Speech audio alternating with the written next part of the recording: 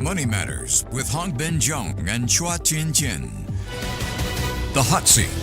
Welcome to the Hot Seat, a debate segment where ideas clash and insights spark. I'm your host, Hongbin Jeong. Now, the PAP celebrated a resounding victory at the 2025 general election held on the 3rd of May, where we saw a landslide victory in their favor, winning 87 out of 97 seats. However, how did this happen when just a mere few days ago we saw a lot of noise online which put the opposition parties as the favorable candidate to be elected into Parliament?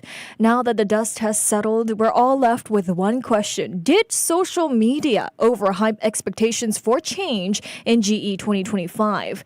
And that's exactly what we're going to be talking about today. So before we hear from our guests and dive deeper into this debate, here's a disclaimer. The views and arguments presented by our interviewees do not necessarily reflect their personal beliefs or opinions. Instead, they are here to provide a fresh perspective on the topic at hand. On that note, if you'd like to send some questions in for our guests, feel free to WhatsApp us at 88550893 or leave a comment if you have any questions on our Facebook, LinkedIn, and YouTube comment section, as we're currently streaming live on there as well. So without further ado, let me introduce our guests for tonight. Joining us today is Terence, Chia, who is a co-host of Yalla But podcast, that will share with us how social media did not overhype the expectations for change in GE 2025. And on the other hand, we have Daniel Lim, co-host of the daily Ketchup podcast, to help us understand otherwise. Welcome to the Hot Seat, both. Hey, thank you. Thank you so much for joining me today. Yeah, it'll be fun. All right, so let's just start off with one question here for both of you. How do you think different political parties leverage social media in this year's election? Maybe, Daniel, we can start off with you. Well, I think there were two broad categories. I think there was earned media, so basically coverage from either mainstream media or new media players on the social media space, and then there was owned media as well. I think on the earned media side of things, I thought in particular PAP, WP, and SDP did very well in terms of optimizing their rallies and their doorstop interviews for sound bites. And I think in today's age where you have TikTok and Reels, it's a platform that is so optimized for a sound bite, and I think they picked the perfect zingers to put out during rallies so that it'll get clipped and it'll get shown. I think when we look at the own media space, so platforms that they either run on their own or is published on their own direction, I thought the proactive stuff was quite interesting. I think PAP had some introduction videos that were quite good. I think it was quite well paced. I thought WP had a very interesting strategy, which was to do micro documentaries, like a day in the life style videos for some of their candidates, and that did well. But the one that really caught my attention was the reactive stuff. So I think WP had this mini hashtag not white thing, which I thought was pretty good. I think it was after their first rally where it was really muddy. People had muddy shoes, and they were putting hashtag not white, and I think that went semi-viral. And then I thought PAP did quite well with the DPM gun stuff. So I think when there was a video that went out about him being like shunned away, or maybe didn't get a handshake, and I think they, like, within a day had a video of him meeting a lot of people. There was a queue to meet him. So I thought the reactive stuff was quite fun. Okay, Terence, what about you? What are your views? Yeah, I agree a lot with him that they leveraged social media really well in different ways. And in terms of reactive stuff, I mean, everyone remembers Task Force Man. Yes. That was such a big meme, right? And that they really turned around something that seemed so negative about, this guy who was like you say, trying to attract people's attention on the streets. Or that they really turned it around and made it into a thing that I think even Straits Times itself made the meme of, Task Force Man as Batman. So on both sides, whether it was Workers' Party working for Together, the hashtags they were using, I felt like they were really on point in terms of reacting to the things that were happening on the ground there. Okay. Well, leading up to GE 2025, online sentiments, seem to swing towards the opposition, with people voicing out issues surrounding rising costs of living, housing, and many others. Now, according to the New York Times, their headline for an article surrounding Singapore's general elections prior to the results was, "In Singapore's election, all eyes are on the margin of victory, not the winners." So, Terence, do you think social media created, an unrealistic expectation of change, ultimately distorting voters' sense of what was actually achievable and creating a sense of disconnect between online narratives and actual voter behavior? I think there's a little bit of nuance when looking at the results. Obviously, the popular vote share. Everyone's looking at that, and the total number of seats everyone won, and people are saying it was status quo. But if you really look at the numbers and look at, for example, look at Workers' Party, all the places that they're contesting, they either maintained or improved their popular vote share in those places, right? Compared to, the smaller opposition parties who, a lot of them, lost their deposits. And one more interesting factoid is how the independents actually did pretty well as well in this election, surprisingly. So there's actually a bit of nuance in looking at these results. And when we talk about expectations, right? Like, what expectations are we talking about? So for me, the fact that there were these different undercurrents even in the opposition voter numbers, it kind of showed that, hey, was it really that far from what people were saying online? Workers' Party did very well, even against a general nationwide swing for the PAP. And, independents also, did very well in spite of there never being, such successful independent candidates before. So I think it's difficult to just say that social media, generally just changed everyone's expectations that much. Okay. Well, then, Daniel, is it fair to say that social media simply reflected the public's genuine frustrations and hopes leading up to GE 2025 rather than artificially inflating them? Well, what I would say is that I think the frustrations were real. I think the calls for change were real. I think the problem with social media, or even when we've seen in 2015 as well, with large rally turnouts, sometimes the people who are angry or maybe frustrated with status quo tend to be the louder voices, and the people who are maybe content or even happy tend to be the silent ones. And so that can distort our representation of how many people are actually feeling a certain way. And I think this is conflated even more when algorithms are at play. I think people are now becoming more aware of how social media platforms and their algorithms are basically allowing us to see more of the types of content that we agree with already. And that can further skew our idea or the representation of how many people actually agree with that point of view. So, for example, we don't actually know the number of people who maybe are calling for change. All we do have is that national vote share. But if, for example, 35 to 40% of people were calling for change and maybe wanted something different, social media can make it sound as though there's a consensus because that's all you're seeing. And one thing that was quite clear to me just anecdotally was that I personally was seeing a little bit of both on my social media feed. I was seeing support for the incumbent, I was seeing support for the opposition, and it was fairly represented, I think, to some extent. But I had colleagues who were very surprised by the results, and when I asked them about what they were seeing on social media throughout campaign period, they actually didn't see any support for the incumbent. And so they were especially, surprised, maybe not necessarily frustrated, but surprised just because it didn't, social media didn't quite represent what was happening on the ground.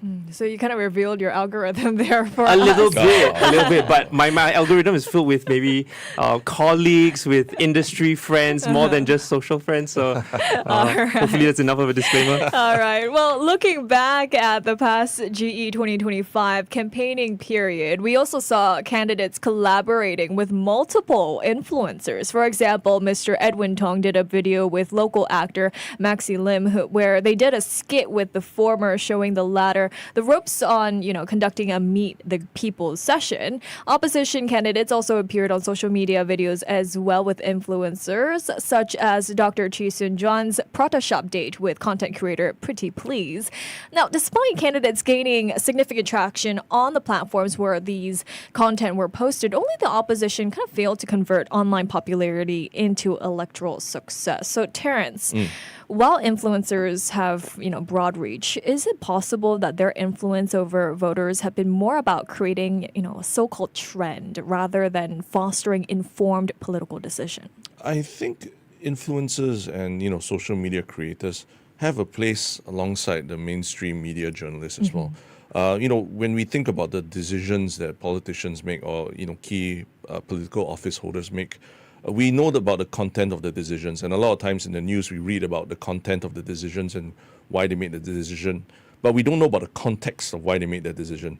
So what I think these influencers and the social media creators do is they allow you to understand the person behind the decision as well, and the context in which they came from. So, for example, when on our podcast, when we spoke to Ong Yi Kang, we delved a lot into his history, like why he thinks a certain way, and even down to his relationship with his parents. And that actually informs maybe how he thinks about policy and things regarding Singapore's future. So I feel like they actually work in concert rather than one's good, one is bad. So I don't think of it in that dichotomy where influencers don't have a role to play in forming political discourse. Okay. Well, between the both of you here, you guys have hosted multiple political candidates on the Yalla Butt and Daily Ketchup podcast respectively. Terence, I mean, you hosted PM Lawrence Wong on Yalla Butt podcast, and that is his only podcast appearance during the GE2025 campaigning period. Is there any particular reason why? I'll be totally honest. In the lead up to the elections and everything, everything was a mad rush, right? So we were trying to schedule something with him, but we were not aware that it would end up being the sole campaign interview that he did. I mean, we're proud that it happened, but we were also not planning for that. And I assume it's because he has also done his rounds on other mainstream podcasts and the big ones like Daily Ketchup and Plan B. So maybe, if anything, he was just closing the loop and finishing on with Yalla Butt. So I wouldn't say that there was anything special that made it happen. Okay, if you say so. Anyways, Daniel, but could it be that social media kind of exposed candidates to greater scrutiny, which makes them more visible online, thus having this misconception between virality and popularity? Well, yeah, I mean, I think social media can be a double-edged sword, but I think if I was a candidate, I would rather have that social media exposure than to be an unknown. What I would say is that I think with social media, you get to overcome quite a lot of maybe awareness of visibility issues, especially if you're a new candidate or if you're independent. You have to make up for a lot of time that you didn't have, right? So I think like with Jeremy Tan or even with Daryl, like the two independents, I thought that they leveraged on social media really well to make up for lost ground. But I think while social media is great in terms of helping you with your visibility game, it cannot substitute things that voters do care about, which I think is your groundwork, right? The ground game. And I think if we look at the battlegrounds like Bukit Panjang SMC, we look at Punggol and we look at Tampines, I think it's fair to say that the losing candidate was pretty well exposed on social media, whether it was earned or owned media. And I think, like, you look at Dr. Paul Tambaya, for example, someone who's really well, like, personally, I like him a lot as well. And I think a lot of people expected him to either do better or even get into parliament, and he actually lost vote share. And when people were surprised online about why that happened, residents or people who say that they were residents of Bukit Panjang actually went online and explained that actually while Dr. Paul was visible on the ground, his opponent and the winning candidate, Liang Enghua, was a lot more visible. Okay. I think someone said online just today actually on Reddit that Dr. Paul was on the ground 1 to 2 times a week for the last 5 years. Liang Enghua was there 3 to 4 times a week. I mean, we don't know how true is that, but I guess that just goes to show how much groundwork is really I guess, like put forward rather than everything else. And I think other things that was also acknowledged in Bukit Panjang was like the $1 deals. And I think we saw that in Punggol and Tampines as well. People talk about DPM Gun in Punggol, but residents of Punggol will actually point towards Sun Choi Ling as like the hard carry, so to speak, someone who's actually worked the ground really well there. And if we look at Tampines as well, I think people would say Bayam King is someone who's really worked the ground really well. So social media can help with a lot of areas, like lack of awareness, but it cannot substitute good groundwork. Well, speaking of online presence here, we saw that the PAP were very active on all social media platforms. This includes Facebook, TikTok, Instagram, and YouTube, depending on where your algorithm stands, right? An interesting point to note here is that out of all the political parties contesting in GE 2025, the PAP was the only party that pushed social media content out on a daily basis. And one such candidate was Mr. Ong Ye-kung, who also mentioned in his thank you speech after the results were announced that social media helped him a lot. So, Daniel, going back to you here, how do you explain the fact that their extensive social media presence didn't lead to an anticipated, shift in voter sentiment, especially when Mr. Ong himself acknowledged the significant role social media played in his success? Yeah, I think the first thing is that when there are, I think if you look at the voter basis, and this is just from speaking to several political analysts and experts, I don't know how grounded these numbers are, but I think it's safe to say that there are maybe hardcore or safe PAP votes that are about maybe 30 to 40% of the population. And then there are those that maybe are 20, 30% of the population that are opposition. And then the rest are kind of swing voters. And if you look at swing voters and what their social media consumption is going to be, I think they tend to consume a lot more of the opposition content just because they want to know what it's like, what's the messaging there. And maybe not so much of PAP content just because you kind of know what you're going to get. You've already probably lived in a PAP ward, or it's been the governing ruling party for all this while. So I think just because there is daily content doesn't necessarily translate to more views or more interactions. So I think that's something that maybe is a little bit incongruent with the expectations on the ground. The second thing is that I think with someone like Mr. Ong Yi Kang, I think he does very well on social media. Outside of the campaigning period, I think he gets one of the highest interactions in terms of views, in terms of likes, and in terms of comments as well. That I think many brands who are envious of the numbers he gets. In fact, anecdotally, when we had him on for a live stream during the campaign period, some of my colleagues who are maybe slightly opposition leaning were even excited to see him. So that's how popular he is. So I think just because he was doing good numbers during campaign, it wasn't out of the ordinary, and so that didn't necessarily mean that there was going to be a swing towards the PAP. Okay, fair enough. Well, Terence, would you say the other political parties lacked their social media engagement as compared to the PAP? I would say that there's a difference in resources as well.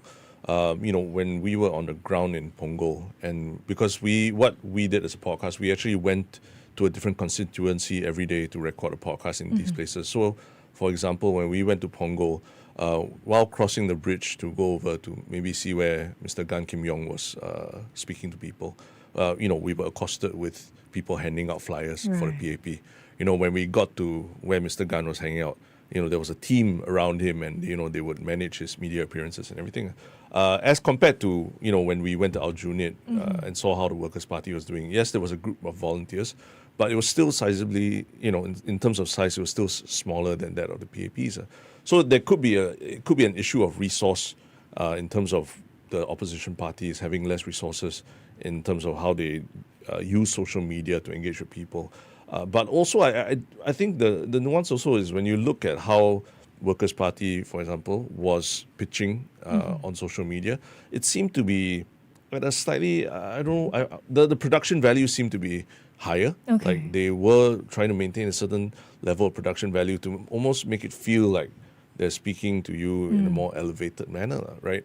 Whereas I think PAP, I think it was meant to really reach out more to the masses. And so they were actually going for different kind of audience demographics as well. So I think that actually may have contributed to perceiving their social media outreach differently. But actually, for a certain demographic, I think WP's message worked really well. And for PAP's social media messaging, it worked really well for another demographic. Some great insights from you both here so far. I mean, we're currently speaking to Terence Chia, co-host of Yalla But podcast, and Daniel Lim, who's a co-host of the Daily Ketchup podcast. We're currently discussing the question, did social media overhype expectations for change in GE 2025? We've got the news coming up in just a bit, so we'll take a break for now, but do join us. This conversation will continue for a part 2 in the later half of this hour at around 6:35, so don't go anywhere. We're going to be discussing some of your favorite memes of GE 2025. So stay tuned. Enjoy this music first. The Hot Seat. Welcome back to The Hot Seat. I'm your host, Hongbin Jeong. This is part 2 of our conversation here, tackling the question, did social media overhype expectations for change in GE 2025? Still in the studio right now is Terence Chia, co-host of Yalla But podcast, who is sharing with us how social media did not overhype the expectations. And all that. And now let's continue our discussion. Just coming back here, we have a comment from one of our listeners from End5. Now, this person's asking, was there a greater focus on GE social media towards people consuming English social media, especially podcasts, versus other languages? If yes, is there some untapped potential here? Daniel, maybe we could go off with you first. I would think, well, it depends whether you're a political candidate and party versus a content creator. I think if you're a candidate or party, you kind of want to make the most bang for your buck because, like, I think every minute counts, and your most limited resource at that point of time is time. So if you're going to create content, you would feel like you want to speak to as many people as possible, and I feel like that's why maybe there was an over focus on English content. But for us, because Daily Ketchup is part of Gravity Media, we actually also have a Chinese talk show called Are You Okay? And we did have the opportunity to speak to a couple of candidates, and we saw a large number of views there as well, maybe because of the lack of maybe non-English content. So I definitely do think that there is an untapped potential, but I can understand why as well. Terence? Yeah, definitely there is untapped potential because I don't know if you remember one of the moments that was stuck in people's minds was Bernadette Giam, a PAP Chinese candidate, speaking Tamil, right? So I think all the people speaking vernacular languages actually attracted attention. And I think there were even comments about the Chinese roundtable discussion where people were saying, wow, I did not know the levels of, like, Hazel Pua's level of Chinese was so powerful as well. So it actually does add shine when people are able to communicate the ideas in an intelligent way in another language. Well, one thing for sure about this election is we've got some great memes out of them. Yeah. So before we kind of listen into some of those, do you guys have a favorite if you could choose one? Ooh, I look left, look right was probably the most popular. Yeah. In terms of usefulness to a candidate, I think maybe Michael Teng's Sky is Blue, Not White. Yeah, one. I think the Purple Light, the candidate who was, he didn't contest in the end, right? Because it was a walkover in Marine Parade. But singing Purple Light was, I think for anyone who has gone through army, that was a moment to remember. All right, so let's refresh our memory. I look left, look right, look left, look right. For a career path, is this a request considered too high? My name is Han Hui Hui. And what does 3H stand for? First stage, housing. Repeat 3 times. Housing. Housing.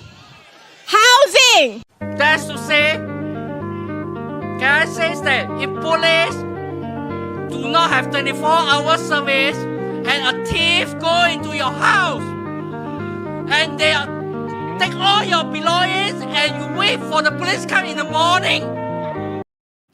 Well, those are some great ones there if you would refresh your memory. So, Daniel, I've seen you kind of, mouth some of those memes along.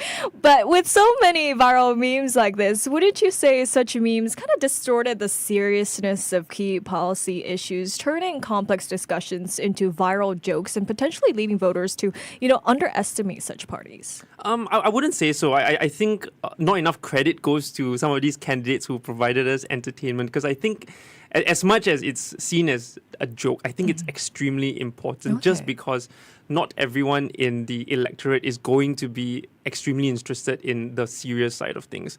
And to me, my take is that if it's going to be between complete apathy towards politics, or versus someone being somewhat interested in politics because of this, I would much prefer the latter. So I think for us, when we were doing the live streams, and Terence was on one of them, we actually saw this duality of the electorate very, very clearly. Whenever we were diving into very, very serious policy talk, there were people in the chats that were saying, hey, I thought your podcast quite chill and quite casual. How come so serious? And then we immediately skewed it towards something that was more casual, and then people were saying, what happened to all the serious talk? We were just enjoying that. So I think it's very much quite representative of the population, right? I think there are those who are going to be politically enthused, and there's going to be those who are going to be slightly more attracted to this entertainment side of things, and I think both are quite important because 9 days can be short, but it can feel very long as well. But the PAP has also received their fair share of memeable moments, such as David New's famous I go to bed, and every morning when I wake up, the sun rises. But I never make the mistake of thinking that the sun rises because I woke up. And of course, the most viral moment with Gan Kim Yong. There are still good people in my team. Like Gan Kim Yong. He's the task force man. Wear it with a badge of honor. You are Singapore's task force man. Gan Kim Yong. All right. Well, Terence, I want to bring you into the conversation here as well with these memes. Did PAP leverage social media better, especially with memes, taking the, task force man meme into their own hands, unlike the opposition that ultimately pushed them to victory? I believe so. I think they did a good job. Because if you think back to GE2020, what do we remember from it? We remember the memes. That's all. 成何体统 or whatever. So it was very important that the PAP really leaned into a lot of these memes that were created. I mean, don't discount the task force man meme. It was literally pushed by our own prime minister, right? He pushed that meme out. And I think David Neo also took charge of the meme himself, and he embraced it fully. So I think there was a real concerted effort to not shy away from these things, and understanding that come GE 2030, these are the memes these are things that people are going to remember. They're not going to remember the vote share. They're not going to remember how many seats you won. They're going to remember the memes. Right. Well, on Facebook, we've got another comment from a listener from RH who is asking, what's your one shook thing from the elections? Oh, the one shook thing. Yeah, because that's a segment from our podcast where every episode we talk about something shook that comes up. I think the one shook thing for me was because we were on the ground doing our podcast, the one shook thing was really being able to be on the ground and just even shadowing politicians as they were doing their walks on the ground and really experiencing the sun, the crowds and all the elements of what walking the ground feels like. And so we had our fans of our podcast coming up and saying hi. So we were shaking hands. And at a certain point, it felt strange because we were also shaking hands alongside, Pritam Singh shaking hands with his followers and all. So in that sense, I got a glimpse of what it's like to run in an election. Oh, okay. Yeah. Well, I know that the one shook thing is part of Yalabat's podcast, but what about you, Daniel? What do you think? I think for us was being able to speak to a whole myriad of candidates from both, like, I guess, quote unquote, like the more serious parties, but also like across all the different parties as well. So I think we spoke to candidates from PAR, from NSP, and I think they don't get as much coverage, or sometimes the coverage may be different from who they are, and to be able to see them and speak to them in a completely different light and maybe almost change our impression slightly was quite an interesting thing for us to kind of go through. Yeah, and there were even like actual announcements that candidates made on their live streams. Like SDA changing their party colours halfway through the elections. That was announced on their live stream as well. Yeah, so we were completely caught off guard. We were completely surprised by that. We didn't even know how to react because we didn't think that they were being serious, but that was super fun for us. Some great moments there, but it looks like people tuning in. We've got some fans of both of your podcasts. Dan says he enjoys the Daily Ketchup and Yalabat during GE for giving fresh perspectives. So I guess thank you. And looks like, Money FM did some content as well. So give us some love as well. But speaking of content here, at the end of the day, how much content is too much content? Terence, you want to go off with this? I think we also got to think about social media not as a monolith, right? Like how people consume YouTube is different from how they consume TikTok. Even for me at my age, like I use a lot of YouTube, but I use YouTube almost as a search engine to kind of look for research more about things I want to see. Whereas when I'm on TikTok or Instagram Reels, it's sort of just feeding me with whatever everyone else is watching, right? So when they say too much content, I don't think there can be too much content.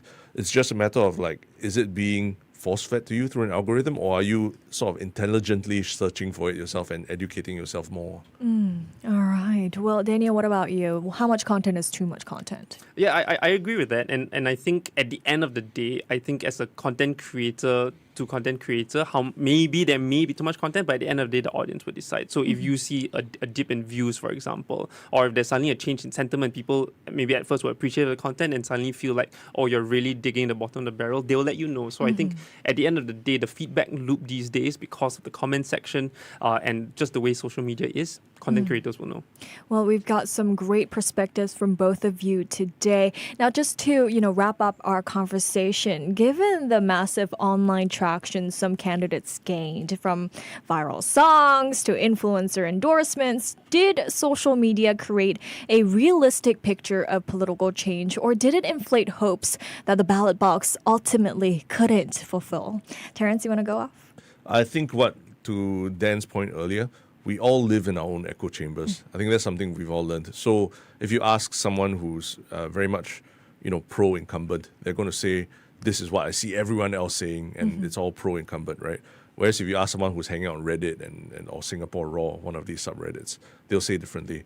And just understanding that, the idea of your expectations are different, then you get a sense of, okay, like, we don't think about, there's no such thing as an average Singapore voter, right? Everyone kind of has the differences. And even for us, going on the ground and just understanding the challenges on the ground for candidates. For example, like in West Coast, when you want to go from one coffee shop to another, you probably have to hop into a vehicle, drive over to the next coffee shop, and then get off and then talk to people. Whereas if you do it in Siglap, you probably can, put on a pair of shoes and just walk across the whole Siglap, right? So it's a very different landscape when you talk about different parts of the island.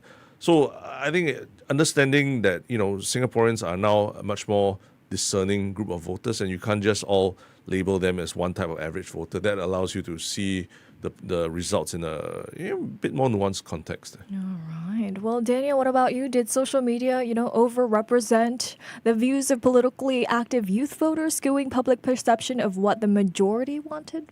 I feel that there may be a slight incongruence between what was being said on social media and what ended up being, the results of the election, simply because I think what we've seen, and Terence touched on this, with like WP kind of consolidating quite a lot of, like, they did better in terms of vote share than they did before, but PAP did better as well against all other opposition other than WP. And what this kind of signals to is that maybe Singaporeans are looking for some change, but only if it's more credible opposition such as WP. And so we see high numbers of maybe views and interactions on WP content, for example, or maybe even higher turnouts at rallies.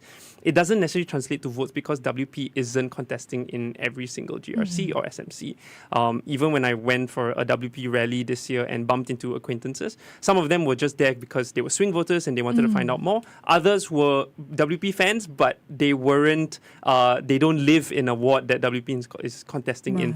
So I think there is going to be some mismatch in terms of what the sentiment is and what the election results are going to be. And I think it's more about looking at it as a trend across different elections that will really tell us the story. Right. Well, some great insights from you both. Thank you so much for joining me this evening. Thanks for having us. Thank you. We've been speaking to Terence Chia, who is the co-host of Yalla But podcast, and Daniel Lim, co-host of the Daily Ketchup podcast. This has been The Hot Seat, where it's not just about winning an argument, but about understanding the complex layers that underpin today's hottest topics. Thank you to those who tuned in live on our social media platforms as well. But tune in next week again for another Hot Seat. I've been your host, Hongbin Jeong. Traffic.